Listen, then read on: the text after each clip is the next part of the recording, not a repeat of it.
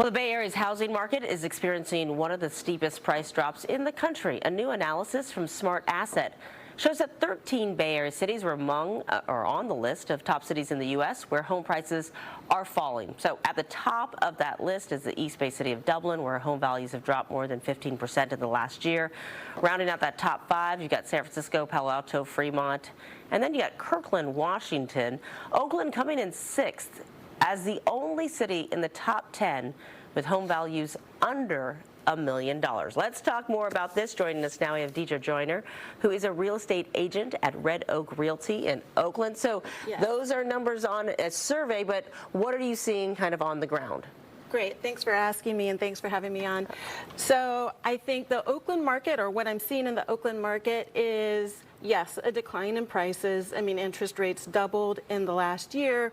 So, of course, that has an effect on people in terms of their affordability and what they about, and how big of a payment they can make. Yes. Exactly.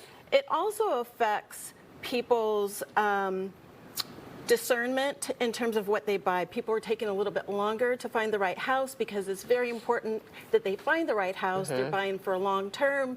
They know that this is not the market to buy and maybe sell a couple years later, that they're going to have to hold on. So they're looking and analyzing things much more closely. Yeah, when I heard about this, I thought, okay, it's cheaper, but it's kind of like gas here. We're like, oh, it's down 5 cents, but it's still $5. It's still very expensive. So I wanted to get a little specific, look at the numbers in terms of, because when you're talking about double-digit percentage drops, you are talking about quite a few dollars. So we have a graphic that hopefully we can put up. There you go. If you look at Oakland, it's 814,000 is what it was in May. That's down 12%.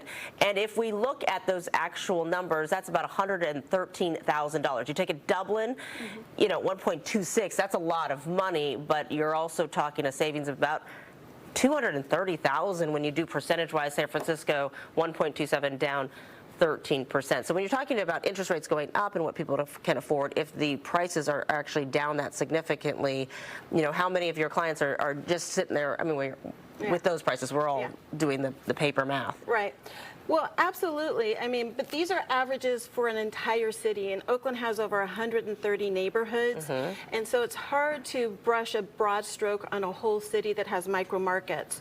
So I would say you definitely want to take a deep dive into a specific area that you're considering purchasing, seeing what those homes are selling for, and keep in mind that every single property is very specific, just like human beings. Yes. No two houses, even if they're built the same year, same size, are maintained the same, upgraded the same, have the same indoor-outdoor flow. And I'll give you an example.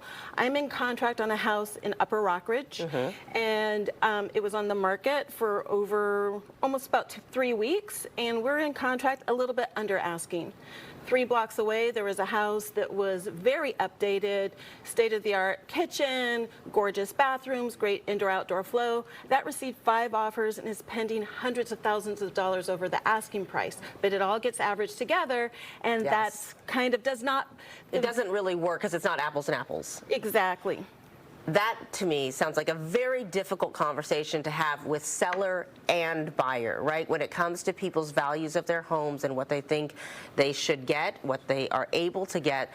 It's a very difficult thing to explain when you're 3 blocks apart and people feel like, hey, what's going on? Right. Well, I mean, if somebody put $200,000, $300,000 to a kitchen, a buyer may pay you more for that. And also the most analytical buyers still respond to how a house makes them feel. And I'm still seeing cash offers. So some people are taking their cash and buying houses, not worried about the interest rate. And some people are buying because they do have a definite housing need and they plan to refinance in the future. I'm also seeing Wouldn't that be nice to not have to worry about interest rates? But I know.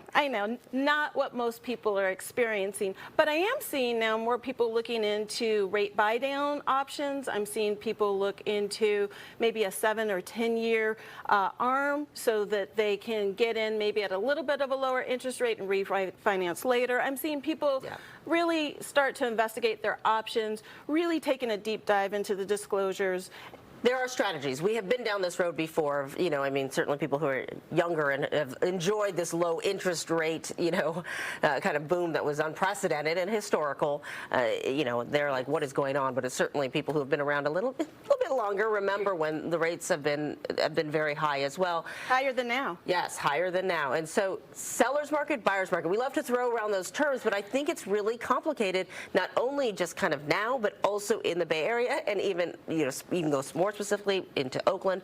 Which market is I think it's an asterisk. I think that it's property specific, but I think it's a more balanced market. I do not think that it leans one way or the other right now. I think it's a more balanced market because we're still seeing multiple offers, and prices are still around pre-pandemic prices, 2019, 2020. So those were still pretty healthy prices if you think back to it. Yeah. We're not near where we were when we had the last market adjustment. Yeah. All right. Well, lots to keep in mind as people weigh buying, renting, and then what to buy, how to buy, how much. Buy smart. Buy something smart. you understand.